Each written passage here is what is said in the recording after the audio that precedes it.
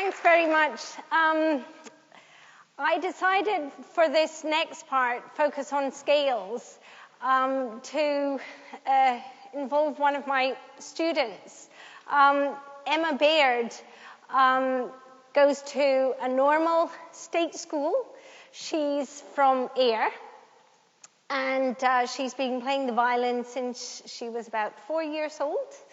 And she gets one lesson a week, and she comes on a Saturday to the junior conservatoires of Royal Conservatoire of Scotland.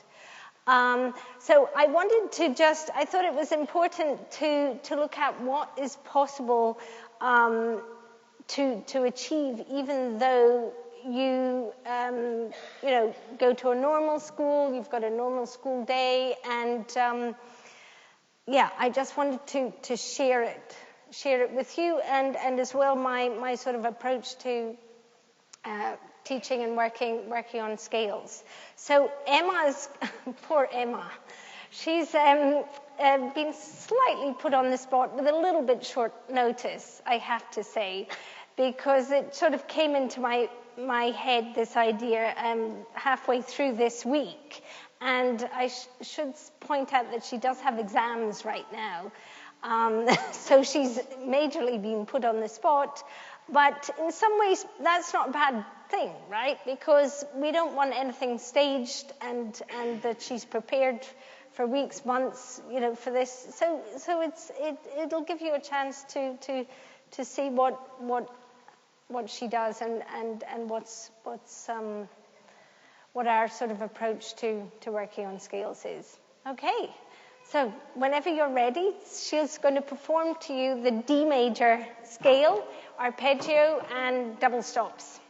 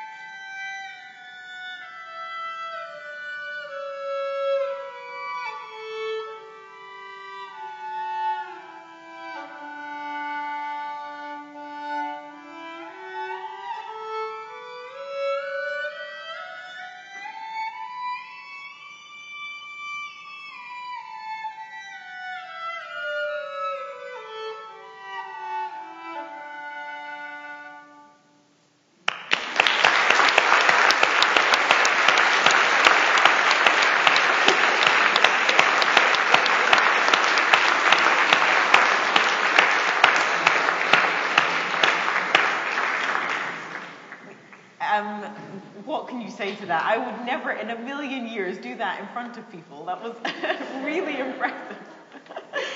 Absolutely excellent. I was listening, by the way. Yes. Great. Well done, Emma. I mean, yeah, that's really quite a challenge. However, when I went to Russia in my first term there, age 17, my teacher asked me to play scales. And I had done scales, obviously, in the States using the Galamian acceleration, but actually never worked at them. Not like I was to work at them in Russia. It was a completely different approach. So I confidently demonstrated my scales to my teacher, and she said,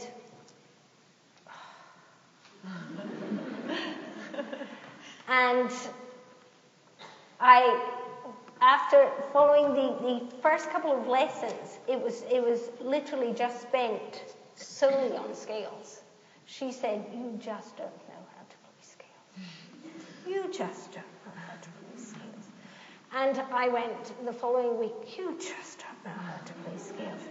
And, you know, I kept thinking that you know, I couldn't see anything wrong in them, and thinking that the following lesson she would move on to the pieces, and she would say, "Scales, you just," and again go. So I suddenly realized, okay, I really need to work on them. And she said, "You have to play them like you would play a piece of music, and it has to be a complete performance." And our exam was in December, and for that exam, I would have to, I had to go in and perform. You know, I had to prepare 4 keys, and they chose one, and I would have to perform it in a similar manner to the way Emma demonstrated, from beginning to end, without stopping, so that it was a real performance. And it developed that listening, the harmonic understanding, and the focus, which is also needed when performing repertoire. So they had this, the fact was that technique and music were inseparable. And that, you know, I following that year, I never stopped practicing scales. And I realized that you can just keep improving them as you search for more sounds. You know, there's infinite possibilities there. And so I now encourage all my students to practice scales every day, and I listen to their scales periodically. So as I said, and this is in all honesty, I had not heard Emma's scales. I did not know how they were going to sound.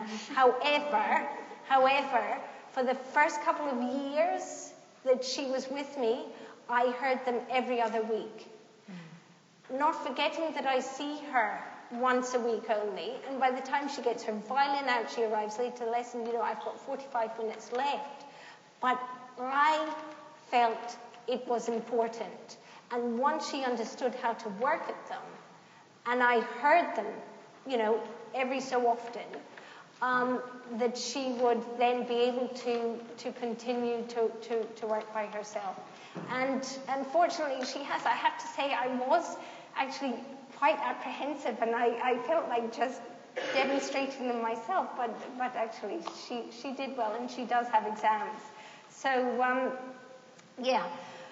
Scales I consider to be the building blocks, and I use them to develop sound, I use them to develop shifting, I use them to develop, you know, all the tools and skills needed for Brahms concerto, for Shostakovich, for Tchaikovsky, because these concerti or pieces are just filled with scale after scale, or a double stop passage, and we have to have these ready all the time, and it's so easy. Well, I wouldn't agree with that last bit. I agreed with everything until that last sentence. I just would add that scales I didn't play until I was 10, and that's when I went to Yehudi Menuhin School. And after those first several months of really, scales were too complex. And bear in mind, before that moment, as a 9-year-old studying in Scotland, I was tackling Bruch Violin Concerto, Tchaikovsky Violin Concerto. I mean, thank goodness there's no record of how it sounded. It was probably the most horrendous thing you've ever heard in your life. But I was trying to play these very, very difficult pieces. And I went from that back to just open strings and many, many reiterations and versions of the exercises that we've been doing today. But the next stage after that was scales. And I think a lot of the...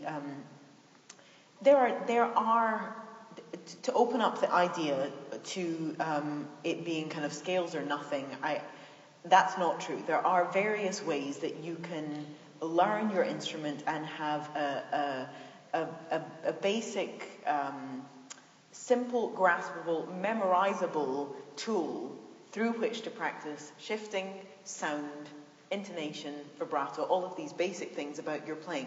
But scales is almost definitely the easiest and most effective tool to use for developing all of those components of your playing. And I think, like Andrea was saying, we had to do the same thing at Yehudi Menuhin School. We would prepare all of them as if it was the most important piece of music ever. And it just it encourages a culture of just trying to create quality with everything that you do with your instrument. And one term I had never heard before, actually, until we were doing a class in Scotland, whenever that was, last summer. And Andrea kept talking about the geography of the violin, and I had not really heard that term before, and it really stuck in my mind as just an excellent way to... the concept of the geography of this fingerboard.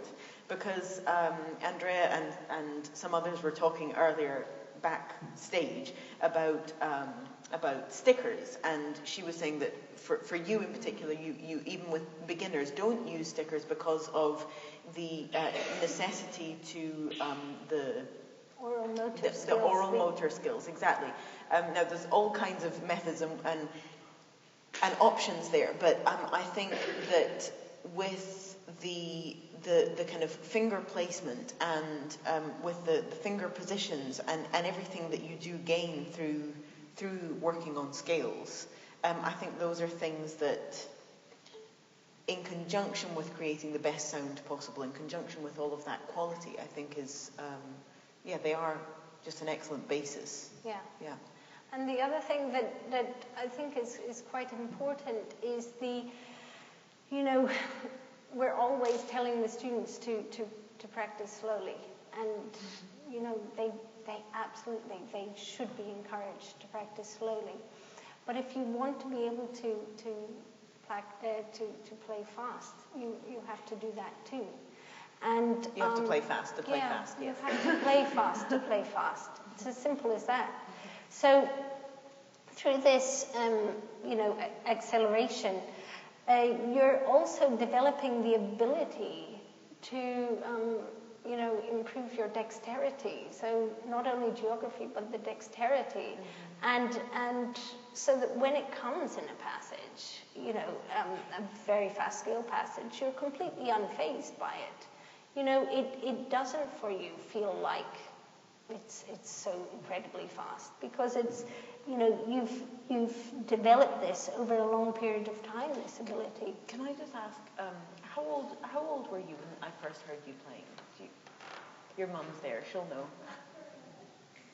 12? So that was how many years ago? 3, 4 years ago? That's the first time I heard Emma. She came to... 5 years ago. Okay, yeah, okay. 11. Okay, right. So she came to my house in Scotland. I'd heard from various people that was this very talented young girl and I should hear her. And just to explain, because if you're not used to doing what she demonstrated, it can look complicated and challenging and difficult. Emma, at that point, you weren't really playing past third position, I don't think. Just a couple of sort of really basic third position shifts, but certainly no experience with the whole fingerboard and doing what she just played, which, I mean, many of us professional violinists would be hard pushed to sound that good playing those tenths and fingered octaves and all of these complicated things. I have another few friends in Scotland who studied with Andrea, and a very, very similar process of going from, in a short space of time, from really no understanding of scales and therefore this fluidity of just going up to the top of the instrument and back down again, something that can feel quite daunting and quite scary when you start to do it, through a really not a long period of time of that becoming a recurrence and a focus, it becoming second nature, like Emma demonstrated. And just also say that a version of what Emma played, I think actually most of you probably were given a piece of paper already with that on it as an example for you to work on.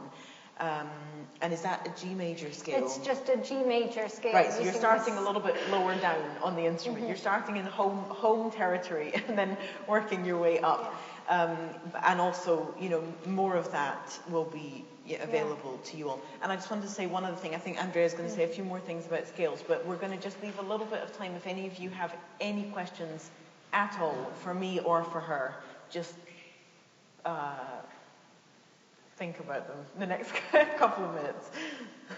Yes, so the scale that Emma just demonstrated can be found in also a book by Barbara Barber, who's an American teacher, and she has written book scales for advanced violinists and scales for young violinists.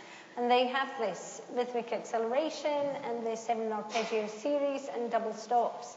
So, and the layout of that book is particularly nice. And I prefer that personally to the Carl Flesch scale book, which is a very thick, heavy book, and it just, you know, it looks terrifying. I remember the first time I bought that book. After pages, there's no end to the C major scale. It sort of goes on, you know, and that's daunting. That's scary to look at. So I think it is important, you know, that the layout is clear and concise, and I do like that particular scale book. And that it's graspable. Yeah. I think all of these things can just look, right, the daunting prospects. Yeah, exactly. And once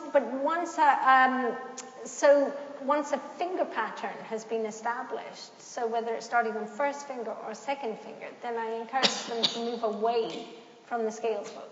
So they never use the music. So they really listen. And it's about really listening and about really developing whatever needs developed in their technique. If they're working on a particularly challenging, you know, passage in a piece, in a concerto, that they can sort of apply it and work on it in their scales, so that, you know, they are constantly, the scales are constantly developing, constantly evolving. I think the other thing that you see again and again and again is a piece of music can be largely melodic or can have a certain type of flow to it that makes sense and is graspable, but generally if they're pieces of music that are not tailored to a certain grade, but they're real pieces, like a first movement of a concerto, even a Baroque concerto, Bach or Vivaldi, you'll have places that are suddenly harder, that either have double stops or they have a run that's fast or goes up into a higher position. And I so often find that those challenges make people shy away from those pieces, when in fact they only account for a couple of bars of the piece of music, but it's the difference from being able to play it or not play it. And when you're covering so many different aspects of playing within a scale, you're eliminating that that fear and that problem. Suddenly that one bar that looks like it's terrifying is actually something that you've been practicing in scales and in exercises, and it's, with any luck, going to sound better than the rest of it rather than be an impossible challenge. Yeah. And you can be incredibly creative with the scales, and I encourage my students to be incredibly creative. You know, using just one finger, using fingers 1 and 2, 2 and 3, 3 and 4, separate bows, all sorts of different bowings. I was thinking maybe Emma could demonstrate some of the bowings. Okay, brilliant. And then we'll do that for a little bit, and then if anybody has any questions, please. So now she's really put on the spot. So yeah, maybe the right hand. Yeah, maybe if you do you want to demonstrate D major and Colle? Like this? Yeah, but that way. So yeah, dun dun dun dun. You can use it with the acceleration moving to spiccato.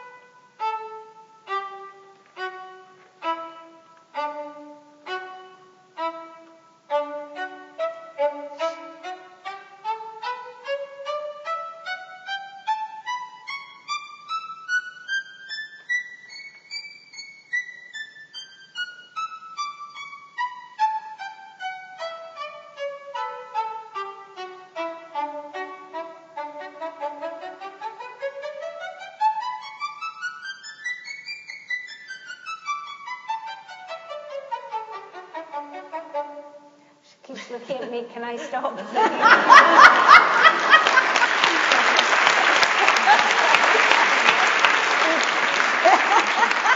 Staccato. Please let me stop. Staccato, 8 notes to both.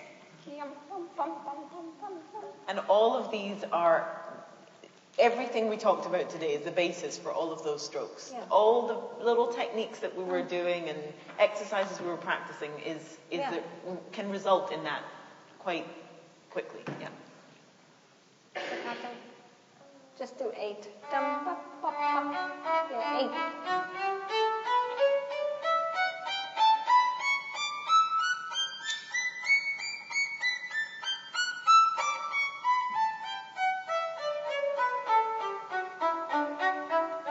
Very good. Martele?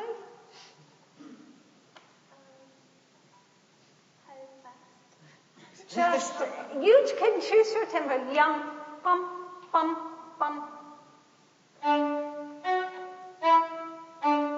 Opening and closing. Carry on. Yeah. Opening the door.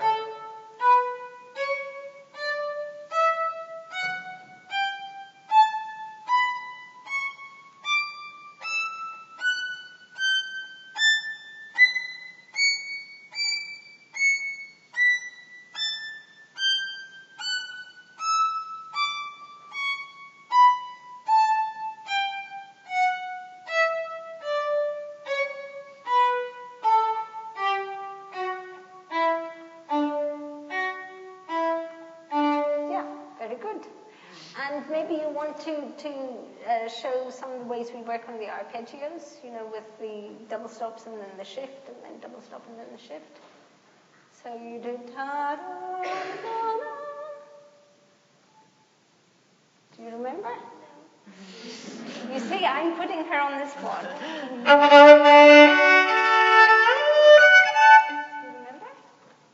So can I just, so what I think you're going to demonstrate is about string crossing, right? No, it's about shifting. Fine then, okay, well, show me. But shifting in the arpeggio. So the idea that you shift from one position got it, to the next. right. So Fine. she's going to play double stop 1, 3, 1. and then she's going to slide up and next go to the next one. Right. And so everything that we were demonstrating about shifting, the orchestra that did the exercise of feeling the floor, who was doing that? Some of you were doing that? Yes. Right, so this is totally applicable to this. Just lifting and being able to feel the strings so that you're not pressing too much.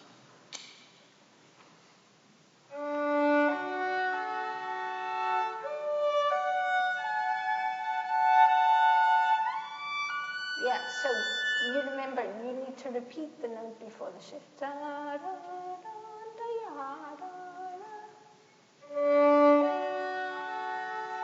Ta-ya. Yes. Ta, da, da, ta. Very good. Very good.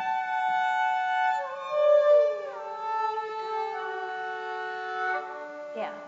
The reason we work on it like that is because there's often a tendency to want to shift too soon.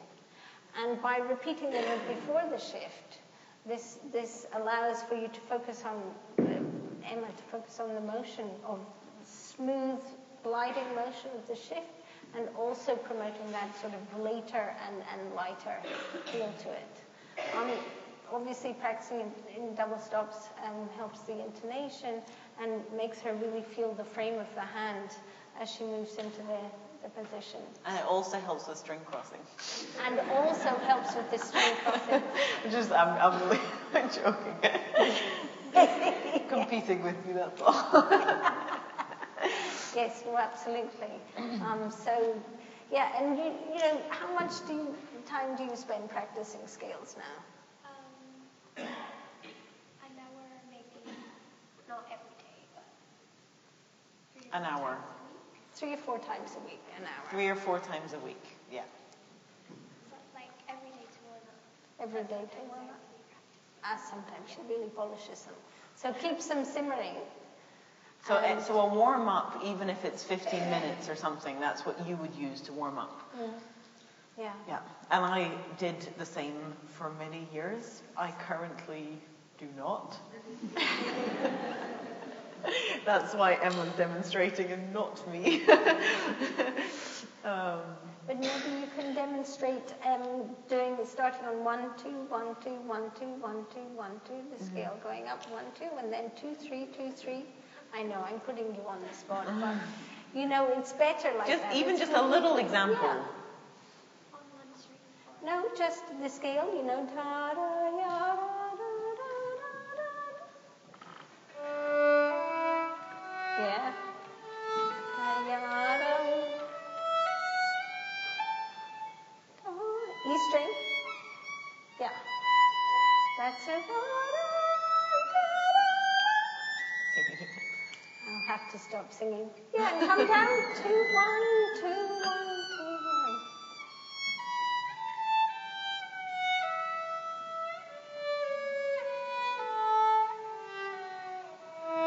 Yeah, exactly. And you can So it's just isolating 2, 3, parts and then of your 3, hands. 4, Exactly. and really works on the shifts, the intonation, the oral motor skills, listening.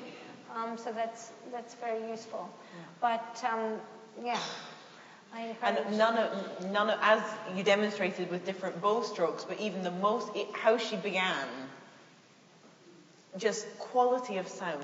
She's not just thinking of the left hand, which was immediately.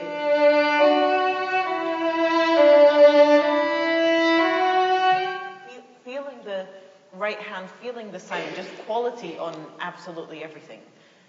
So it's, and I can't tell you how beautifully all of the most basic non-playing exercises we did today, it's like the most perfect evolution into all the things that she's demonstrated. You just add a level of difficulty, but the fundamental movements and relationship to your hands is exactly the same.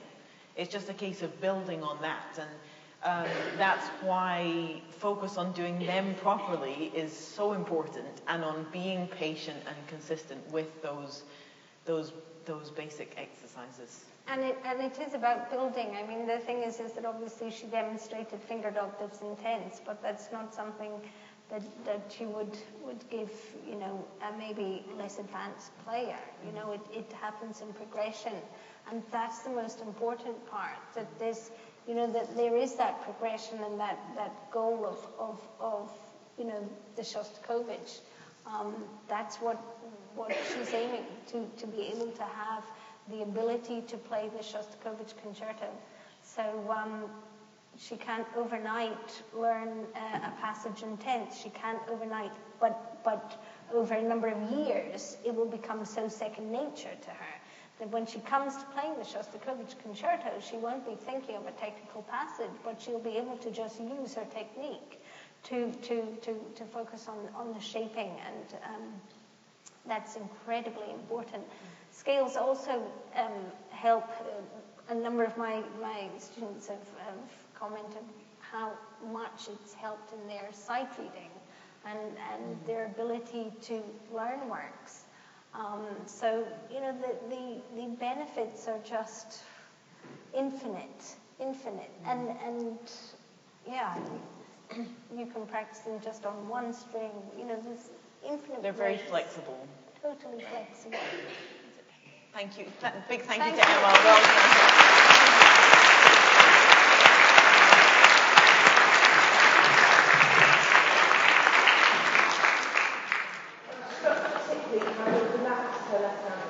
Just fantastic. I've got several students, as we start to do double stops, many of them are fine, they just sit down and sing, no problem. And some of them get the claw. How do you address the claw? We have been talking about that all day long. No, it's totally fine. It's good that you asked, because you're demonstrating that it is a challenge and the importance of, not for everyone, no.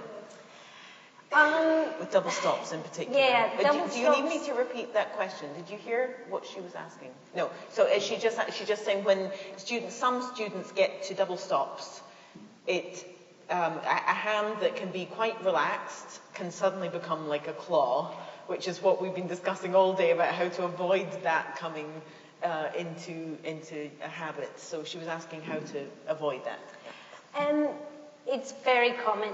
In fact, I see, you know, often when you introduce double stops to students, they go straight away to grip, because they're used to playing single notes, and all of a sudden they're playing two notes together, and then there's to do with the bow. You know, there's just so much going on. I think what I found has been useful for me at the stage where I'm at right now. Maybe in 10 years' time it'll change, evolve. But what I found particularly useful is first always finding first the right moment when to introduce the double stops and which double stops to introduce first. So, for instance, D major and the fingering used for D major, I wouldn't introduce D major straight away. You wouldn't? Yes, no. So I would choose the double stops that would fit their hand. It may just be, you know, that I for every student I do something different. I don't always have the same thing for all students, because all students have different, you know. So you're saying you would actually pick a key that, on double stops, yes, to begin with a fingering that suits. That actually seems to suit the hand of that yes. student. So, for instance, often, and you'll see this if you look at even at the Barbara Barber stuff in her double stops, the stopping exercises, she tends to use the 1-3-1-3 and then a 2-4 instead of 1-3-2-4, which can be quite difficult. So that's something you can experiment. The other thing that I've as well found very useful is to introduce the double stops with using open strings a lot, just so that they get to feel what it's like, you know, because we've got two hands here we're dealing with, that's the thing. the right hand, getting used to playing two notes together whilst also thinking about the left hand, the tuning of two notes. So that's what tends to cause tension, as well as, of course, putting down two fingers at one time. There have been instances where I've had to stop double stops with students because of this problem. There are some that decide, I really want to work on them. Really want to work on them. They come back the next week and their hands like that, and then you have to, just take them back a little bit undo. And it's a lot like that. But it's constantly observing and lightening of the hand. What inspired you to play the violin? Okay. Nothing, really. My sister, we both began playing on the same day, and she was in love with the violin and determined she wanted to play. And we don't really know where she got that from, but I think she just saw somebody play at school and decided that's what she wanted to do. So I just, like many younger siblings, we want to copy our older siblings. So that's what I wanted to do.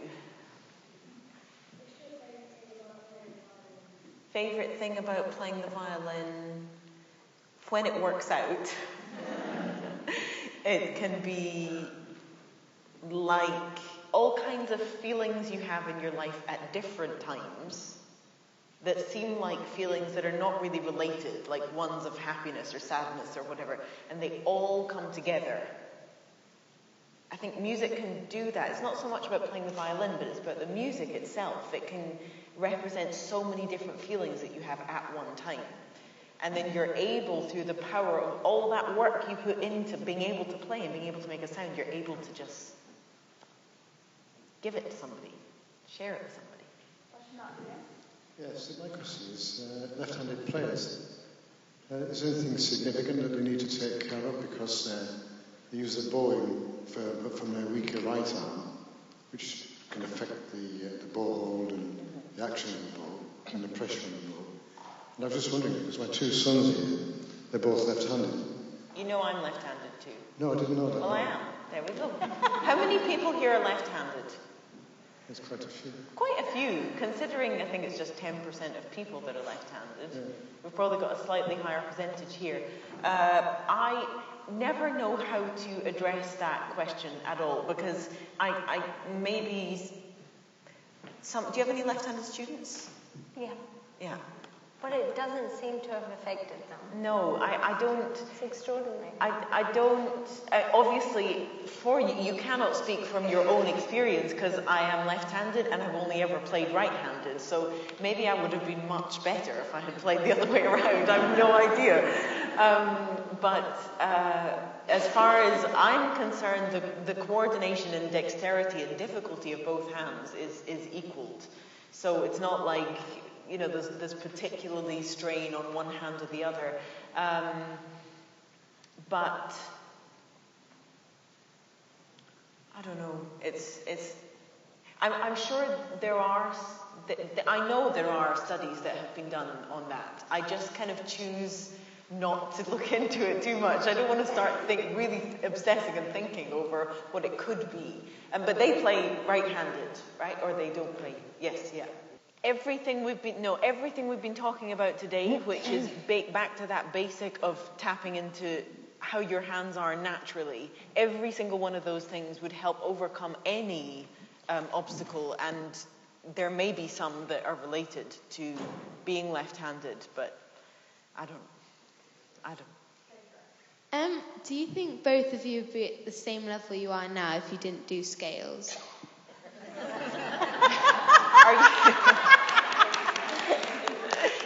Is somebody trying to get out of doing something? I think certainly not. That's my answer. Yes. She would agree. The only thing I would say is this. Nicola probably, played all of these concertos fabulously when she was 9, 10. And, you know, when I can as well talk from my youth, because, you know, I had a passion to play all these concertos, and I did some, you know, I did Brooks Scottish Fantasy with orchestra when I was 12, and never thought twice about how I went from A to B, ever. On the violin, you mean? Yeah. Yes, okay. So, but there was no consistency in that, and that was solely reliant on talent. And this, what I heard inside, right? But that can only take you so far, and that's the thing. You need to have, there needs to be foundation in order for there to be consistency there, and in order for you to develop your playing further, you need to understand. You do. And even if you're incredibly talented, you still need to have that same deep understanding, not only for your own playing, but so that you can develop it further and so that you can share it, because it's really important that we share the knowledge and we develop the violin technique further, you know, into the 22nd century. Yeah. Yeah, yes. I noticed that when Emma did her scales, she started on the first finger, and there's a logic to that, because it's much more natural in the hand shape than when you do the classic 2, 3, 4. Do you teach all of them like that? Is that like the Barbara, was it? Barbara? Yeah. So,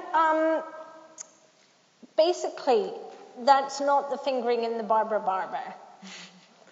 I have my own fingering that I use initially at the start so that they are able to, and it's always 4/4 at the top, yes.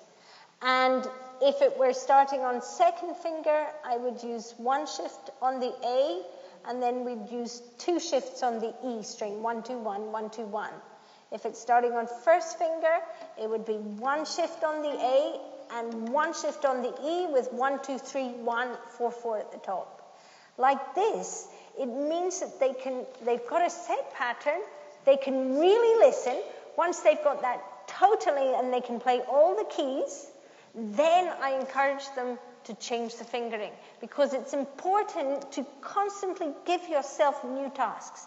You know, it's so easy to practice mindlessly, and this is something that, you know, I'm conscious of myself. And the minute you give yourself new tasks, new things to do, new pieces, new works, you're really firing up.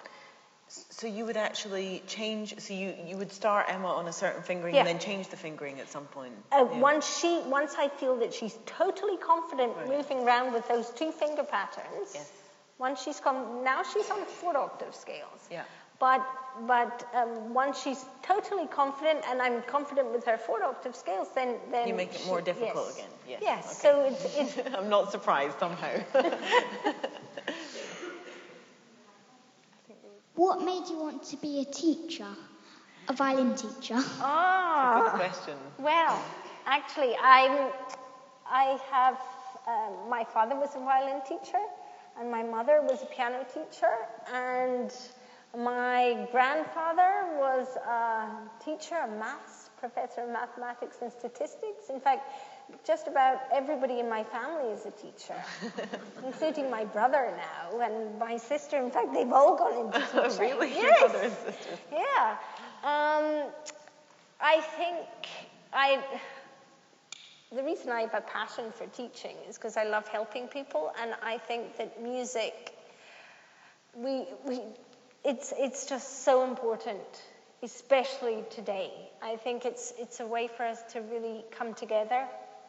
It's a language that we can all communicate in, and there's something very special and intimate about music making and playing in an ensemble. And if I can help people get joy from that, and if I can share the same passion that drives me, then at the end of the day, that's what makes me feel really good. So it's my passion for music and my passion for working with young people that, makes me want to teach. Is it okay to use vibrato in scales all the time? My daughter Isla was told by one teacher that she shouldn't use vibrato in scales.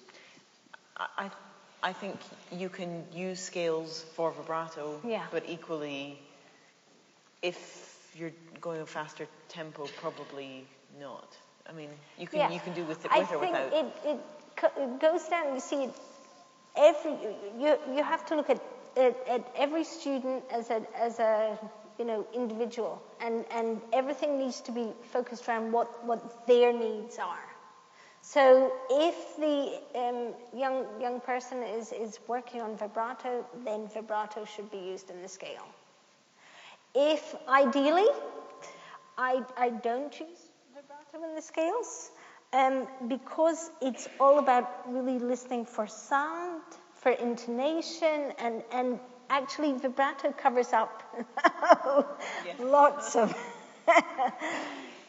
lots of sort of blemishes. So playing without vibrato is very difficult. The right hand really needs to work, and that's what's so important. And also the expression can lie in the right hand, and that's something as soon as vibrato enters into the playing sphere, we just forget to focus on expression in the right hand. I would say 9 out of 10 times I do master classes or listen to somebody play as a one-off lesson, that is what I'm compelled to ask them to do, is to play something without vibrato, because of precisely what Andrea is saying. It covers up so much, not just from a technical standpoint, but from an expression standpoint. It's like everything else is neglected because the vibrato will kind of make it sound okay. So I would definitely echo what she's saying about the work with no vibrato. Yeah. Did your sister stop playing the violin? My sister still plays the violin, and actually, if any of you are pop music fans and like the band Clean Bandit, someone must know of Clean Bandit here. Yes, most young people at least. She's like she's a new violinist with that band. So it's a cellist, a violinist, a drummer, piano player, and a singer, and she is the violin player. So my sister, she does a lot of different styles of music. She never liked practicing as much as me. She will be the first to admit that. And she doesn't really like playing so much on her own, especially classical music on her own. She never enjoyed that much. But she played.